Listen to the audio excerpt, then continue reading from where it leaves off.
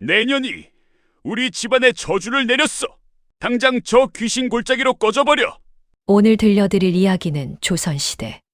한 남자의 배신으로 한순간에 모든 것을 잃고 죽음의 문턱까지 내몰렸던 여인이 스스로의 힘으로 일어나 조선 팔도를 주름잡는 거상이 되어 통쾌한 복수를 이뤄낸 감동적인 이야기입니다.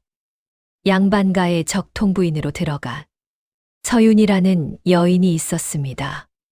서윤은 비록 중인 출신이었으나 마음씨가 곱고 성품이 온화하여 시댁 어른들의 사랑을 받으며 평온하게 살아왔습니다. 그러나 결혼 7년째 되던 해 서윤의 인생에 먹구름이 드리웠습니다. 박진사가 한양의 과거를 보러 갔다가 기생 출신의 유염한 젊은 여인을 만나 첩으로 들인 것이었습니다. 붉은 치마에 새하얀 저고리를 입은 그 여인의 이름은 월향이었습니다. 월향은 겉으로는 순종적이고 착한 척했지만 속으로는 교활하고 욕심이 많은 여인이었습니다. 시댁 어른들 앞에서는 고분고분했지만 어른들이 안 계실 때는 본색을 드러내기 시작했습니다. 월향은 박진사를 완전히 자기 사람으로 만들기 위해 치밀한 계획을 세웠습니다. 서윤을 집에서 내쫓아야 자신이 진짜 안주인이 될 수 있다고 생각했기 때문입니다. 며칠 후 집안에 좋지 않은 일들이 연이어 일어나기 시작했습니다. 농사가 흉년이 들고 집에서 기르던 소가 갑자기 죽고 마당에 오래된 나무가 벼락을 맞아 쓰러졌습니다. 게다가 박진사의 과거, 시험도 낙방했습니다. 월향은 이 모든 것이 서윤의 저주 때문이라며 박진사를 계속 부추겼습니다. 월향은 더 나아가 서윤의 방을 뒤져 오래된 천 조각과 풀뿌리들을 찾아냈습니다. 사실 그것은 서윤이 시어머니께 배웠던 옷과 손질법에 쓰이는 재료였지만 월향은 그것을 주술 도구라고 박진사에게 보여주었습니다. 박진사는 점점 의심의 눈초리로 서윤을 바라보기 시작했습니다. 월향의 끊임없는 거짓말과 교묘한 조작에 박진사의 마음은 서서히 흔들렸습니다. 결정적인 사건은 시아버지께서 갑자기 병환으로 쓰러지신 날이었습니다. 월향은 이 기회를 놓치지 않았습니다. 시아버지의 약그릇에 몰래 쓴 약초를 더 넣어 병을 악화시킨 후 이 모든 것이 서윤의 저주 때문이라고 온 집안의 소문을 퍼뜨렸습니다. 마을 사람들까지 수근거리기 시작했습니다. 시아버지께서 돌아가시던 날 박진사는 완전히 이성을 잃었습니다. 박진사는 서윤을 불러 차갑게 말했습니다. 집안의 불행을 가져온 흉한 여자는 이 집에 있을 수 없다고 당장 짐을 싸서 나가라고 명령했습니다. 서윤이 억울함을 호소했지만 박진사는 들으려 하지 않았습니다. 월향이 곁에서 가짜 눈물을 흘리며 말했습니다. 차라리 귀신 골짜기로 보내서 정화의 시간을 갖게 하는 것이 좋겠다고 그곳에서 참회하며 저주를 풀면 언젠가 돌아올 수 있을 것이라고 교묘하게 부추겼습니다. 박진사는 고개를 끄덕였습니다. 한겨울 눈보라치는 날이었습니다. 서윤은 앙상한 소복 차림으로 집 앞에 서 있었습니다. 박진사는 싸늘한 목소리로 말했습니다. 지금 당장 이 집을 떠나라고. 마을 사람들이 두려워하는 귀신 골짜기로 갔어. 혼자 살라고 다시는 이 집에 발도 들이지 말라고 냉정하게 내쳤습니다. 서윤은 마지막으로 박진사의 눈을 똑바로 바라보았습니다. 그 눈에는 더 이상 정도 사랑도 없었습니다. 오직 차가운 거부와 혐오만이 가득했습니다. 서유는 입술을 깨물며 돌아섰습니다. 뒤돌아보지 않았습니다. 눈물도 흘리지 않았습니다. 다만 마음속 깊은 곳에서 다짐했습니다. 반드시 살아남아 당당하게 돌아오겠다고 말입니다. 서유는 혼자 눈 덮인 산길을 걸어갔습니다. 발이 시리고 몸이 얼어붙었지만 멈추지 않았습니다. 해가 지고 어둠이 내렸지만 계속 걸었습니다.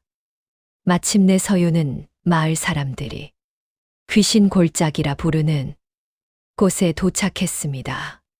그곳은 조선 팔도 사람들이 이름만 들어도 벌벌 떠는 곳이었습니다. 깊은 계곡과 험준한 바위, 그리고 기이한 동굴들이 즐비한 산골이었습니다. 마을 사람들이 귀신이 나온다고 믿었던 이유는 바람이 동굴을 스치며 내는 섬뜩한 소리 때문이었습니다. 서유는 떨리는 몸을 이끌고 동굴 하나를 찾아 들어갔습니다. 다행히 동굴 안은 바람을 피할 수 있었고 깊숙한 곳에는 얕은 샘물도 흐르고 있었습니다. 서유는 그곳에 쓰러져 잠이 들었습니다. 얼마나 잤을까요?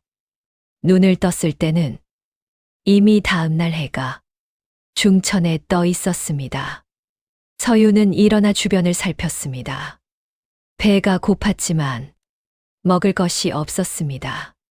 서유는 동굴 밖으로 나가 산에서 나는 도토리와 나무를 캐어 먹었습니다. 맛이 쓰고 거칠었지만 살기 위해서는 어쩔 수 없었습니다. 그렇게 며칠이 흘렀습니다. 서유는 조금씩 이곳 생활에 적응해 갔습니다. 나무를 주워 불을 피우고 물을 끓여 마시고 산나물을 삶아 먹었습니다. 동물 가죽으로 옷을 기워 입고 나무 껍질로 신을 만들었습니다. 한 달이 지나고 두 달이 지났습니다.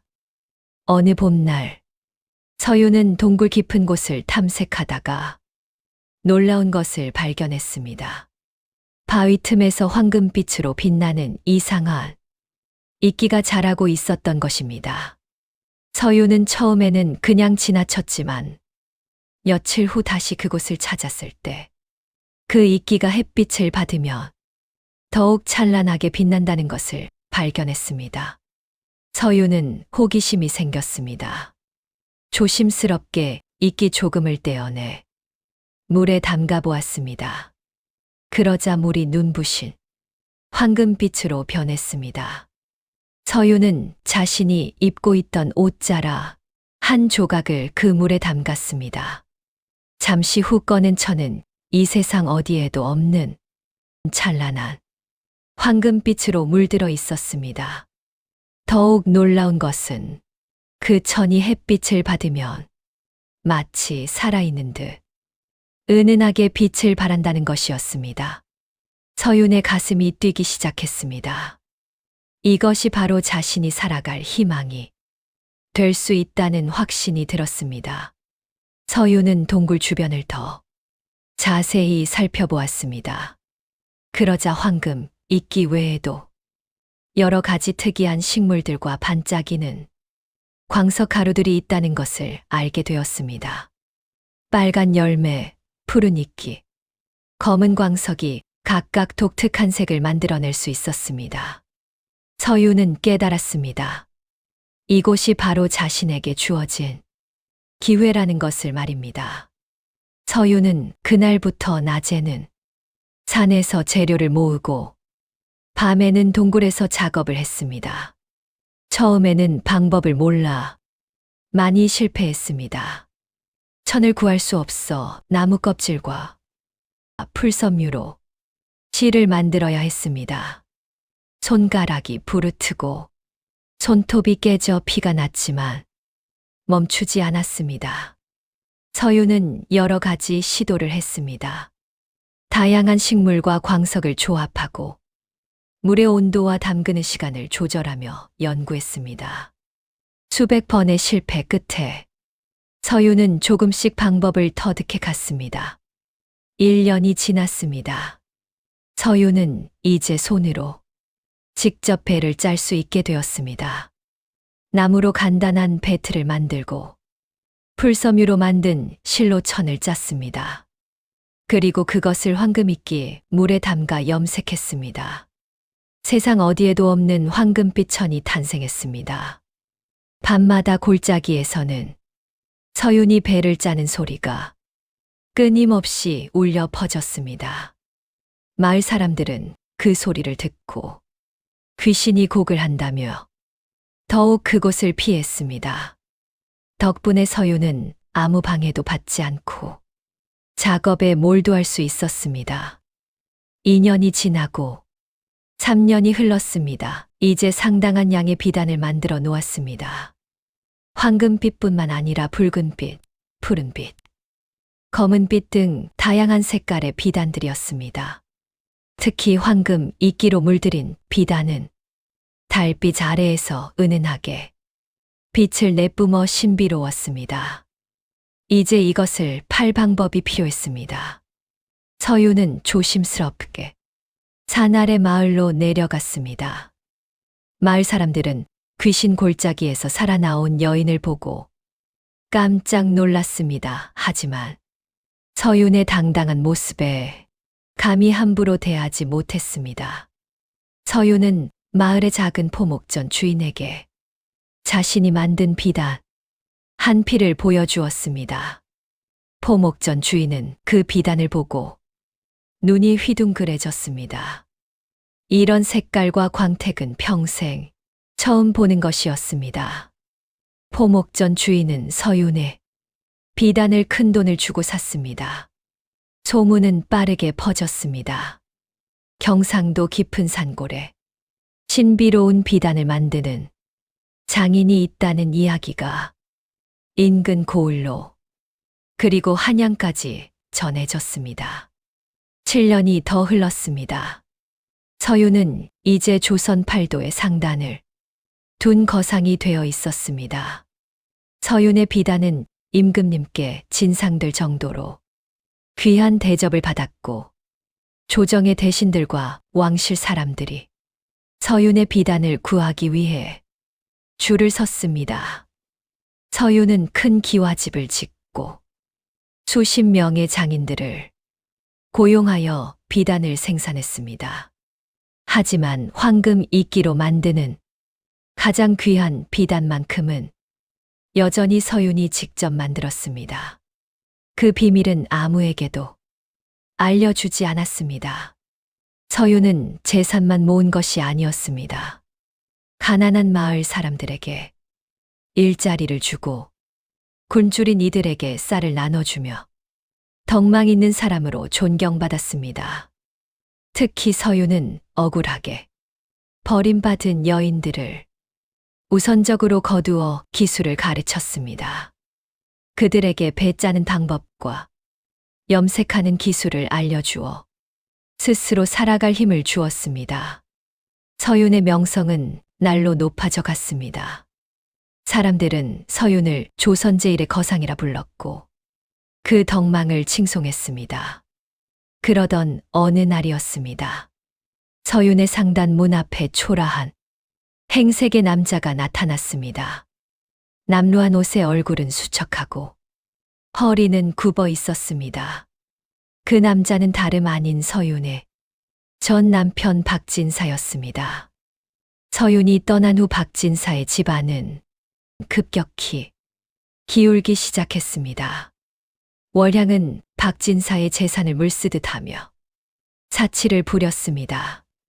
비싼 비단옷을 수십 벌 사들이고 금은 보화로 치장했습니다. 박진사는 월향의 비위를 맞추느라 무리한 투전과 사업에 손을 댔다가 모두 실패했습니다. 농토는 하나둘 팔려나갔고 집안의 귀한 물건들도 빚을 갚느라 모두 잃었습니다. 결국 기와집마저 남의 손에 넘어갔습니다. 월향은 박진사에게 돈이 떨어지자 냉정하게 돌변했습니다. 더 이상 쓸모가 없다며요. 다른 부잣집으로 달아났습니다. 박진사는 하루아침에 빈털터리가 되었습니다. 친척들도 등을 돌렸고 친구들도 외면했습니다. 과거에 박진사가 잘 나갈 때 아첨하던 사람들은 모두 사라졌습니다. 박진사는 그제야 깨달았습니다. 월향이 자신을 이용한 것이었다는 것을, 서윤을 내쫓은 것이 얼마나 큰 잘못이었는지를 말입니다. 하지만 이미 모든 것이 늦었습니다. 박진사는 구걸하며 떠돌아다녔습니다. 그러던 중 우연히 한양에서 귀한 황금 비단 이야기를 들었습니다. 그 비단을 만드는 거상이 경상도 출신이라는 말에 혹시나 하는 마음으로 찾아갔습니다. 마지막 희망을 걸고 말입니다. 박진사는 상단 앞에서 한참을 망설이다가 용기를 내어 문을 두드렸습니다. 하인이 나와 무슨 일이냐고 물었습니다. 박진사는 떨리는 목소리로 말했습니다. 자신에게 비단 한 필만 팔아달라고. 이것을 판서댁에 바치면 집안을 다시 일으킬 기회가 생긴다고 애원했습니다. 하인은 박진사의 초라한 행색을 보고 코웃음을 쳤지만 안으로 들어가 주인께 전했습니다. 잠시 후 하인이 나와 말했습니다. 주인 어르신께서 직접 만나보시겠다고 하니 안으로 들어오라고 했습니다. 박진사는 긴장한 마음으로 상단 안으로 들어갔습니다. 웅장한 기와집 안은 온통 화려한 비단으로 꾸며져 있었고 곳곳에 귀한 물건들이 놓여 있었습니다. 넓은 집무실 안 가리개 뒤에서 여인의 목소리가 들려왔습니다. 여인이 물었습니다. 어찌하여 비단을 구하려 하는지 말해보라고 했습니다. 박진사는 떨리는 목소리로 대답했습니다. 자신의 집안이 몰락하여 지금은 아무것도 없지만 이 비단 한 필만 있으면 권세가에게 바쳐 다시 일어설 기회를 얻을 수 있다고 말했습니다. 돈은 나중에라도 갚겠다고, 자신의 남은 재산 문서라도 받아달라고 애걸했습니다. 가리개 뒤에서 여인이 천천히 걸어 나왔습니다. 가리개가 젖혀지고 눈부신 비단옷을 입은 여인이 모습을 드러냈습니다. 박진사는 그 여인의 얼굴을 보는 순간 온몸이 얼어붙었습니다. 입이 떡 벌어지고 다리에 힘이 풀려 그 자리에 주저앉고 말았습니다. 그 여인은 다름 아닌 10년 전 자신이 귀신 골짜기로 내쫓았던 서윤이었습니다. 하지만 서윤은 이전과는 전혀 다른 모습이었습니다. 화려한 비단옷에 당당한 자세, 그리고 세상을 다 가진 듯한 위엄이 넘쳐 흘렀습니다. 박진사는 벌벌 떨며 말했습니다. 어떻게 당신이 여기 있느냐고. 귀신 골짜기에서 죽은 줄 알았다고 더듬거렸습니다. 서윤은 차갑게 미소를 지으며 말했습니다. 그렇습니다. 바로 당신이 귀신 골짜기로 내쫓은 서윤입니다. 하지만 죽지 않고 이렇게 살아 돌아왔습니다. 박진사는 무릎을 꿇고 애원했습니다. 자신이 잘못했다고. 그때는 월향의 꿰매 넘어가 정신이 없었다고 용서해달라고 빌었습니다. 그리고 비단 한 필만 팔아달라고, 아니면 빌려달라고 손을 비볐습니다. 서윤은 박진사가 내민 재산, 문서를 받아들었습니다. 그리고 그것을 찬찬히 읽어본 후 촛불에 갖다 댔습니다. 문서는 순식간에 타올라 재가 되었습니다. 박진사가 놀라 소리쳤지만 서윤은 조용히 말했습니다. 이 종이 쪼가리가 당신 목숨보다 귀한 줄 아십니까? 당신은 예전에 저를 내칠 때 이런 종이 한 장도 남겨주지 않으셨습니다. 저는 빈손으로 죽음의 문턱에서 살아났고 이 모든 것을 이루었습니다. 서유는 이어서 말했습니다. 당신이 원하는 비단은 사람에게만 파는 것입니다. 하지만 제 눈에는 사람이 보이지 않고 탐욕의 눈먼 짐승만 보입니다. 당장 나가십시오. 하인들이 들어와 박진사를 끌어냈습니다. 박진사는 울부짖으며 용서를 빌었지만 서유는 돌아보지 않았습니다. 박진사가 끌려나간 후 서유는 창밖을 바라보았습니다. 사실 서윤의 마음 속에는 복잡한 감정이 교차하고 있었습니다. 복수를 했지만 가슴이 시원하지만은 않았습니다. 그 순간 서유는 깨달았습니다. 진정한 복수는 상대를 짓밟는 것이 아니라 자신이 더 나은 사람이 되는 것임을 말입니다. 며칠 후 서유는 특별한 결정을 내렸습니다. 서유는 상단 앞 넓은 마당에 가난한 사람들을 모았습니다. 그리고 그들에게 배 짜는 기술과 염색하는 방법을 가르치기 시작했습니다. 물론 황금, 이끼의 비밀은 여전히 서윤만의 것이었지만 기본적인 비단 제작 기술만으로도 사람들은 먹고 살 수 있었습니다. 서윤은 특히 남편에게 버림받거나 억울한 일을 당한 여인들을 우선적으로 받아들였습니다.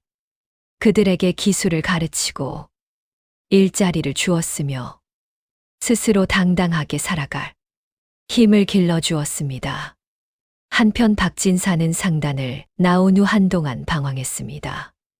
박진사는 작은 마을로 내려가 움막을 짓고 살기 시작했습니다. 낮에는 남의 집밭일을 거들어주고 밤에는 과거를 후회하며 눈물을 흘렸습니다. 박진사는 자신이 저질렀던 모든 잘못들을 떠올렸습니다. 착하고 현숙했던 서윤을 의심했던 일, 월향의 거짓말에 속아 넘어갔던 일, 서윤을 차갑게 내쫓았던 그날의 일들이 끊임없이 머릿속을 맴돌았습니다. 박진사는 몇 번이고 서윤을 찾아가 진심으로 사죄하고 싶었지만 용기가 나지 않았습니다. 자신은 용서받을 자격이 없다고 생각했기 때문입니다. 세월이 흘러 박진사는 점점 쇠약해져 갔습니다. 병든 몸으로 혼자 살아가는 것은 너무나 힘들었습니다. 어느 날 박진사는 마을 사람들로부터 서윤이 가난한 이들을 돕고 있다는 소식을 들었습니다. 많은 여인들에게 기술을 가르쳐 새 삶을 찾게 해주고 굶주린 백성들에게 쌀을 나눠주며 덕을 베풀고 있다는 이야기였습니다. 박진사는 고개를 떨구었습니다. 서윤은 그렇게 훌륭한 사람이 되었는데 자신은 여전히 과거의 잘못 속에서 헤어나오지 못하고 있었습니다. 몇 년이 더 흘렀습니다. 박진사는 병이 깊어져 자리에 누웠습니다. 마을 사람들이 가끔 찾아와 물과 죽을 떠다 주었지만 박진사의 몸은 점점 더 쇠약해져만 갔습니다. 어느 겨울날 저녁이었습니다. 박진사는 혼자 누워 창밖에 눈을 바라보았습니다. 마치 10년 전 서윤을 내쫓던 그날과 똑같은 눈보라였습니다. 박진사는 눈물을 흘렸습니다. 자신의 어리석음과 탐욕이 얼마나 큰 죄를 저질렀는지, 착한 사람을 의심하고 악한 사람을 믿었던 것이 얼마나 큰 잘못이었는지 뼈저리게 후회했습니다. 박진사는 떨리는 손으로 서윤이 있는 곳을 향해 합장했습니다. 비록 용서는 받지 못했지만 마음속으로나마 진심으로 사죄했습니다. 그날 밤 박진사는 쓸쓸히 눈을 감았습니다. 마을 사람들이 박진사를 간소하게 묻어주었고 그의 죽음은 아무도 기억하지 않았습니다. 다만 후회와 참회 속에서 생을 마감한 한 남자가 있었다는 것만 남았습니다. 서유는 그 후로도 오랫동안 조선 제1의 거상으로 살았습니다. 서윤의 비단은 조선 팔도는 물론 명나라와 일본까지 퍼져나갔고 막대한 부를 축적했습니다. 서윤이 나이 60이 되던 해였습니다. 제자들을 모아놓고 진정한 복수는 상대를 짓밟는 것이 아니라 자신이 더 나은 사람이 되는 것입니다. 여러분의 인생에도 반드시 기적 같은 역전의 순간이 찾아올 것입니다. 오늘 이야기가 재미있으셨다면 댓글로 여러분의 생각을 나눠주시고 구독과 좋아요 버튼을 눌러주세요. 감사합니다.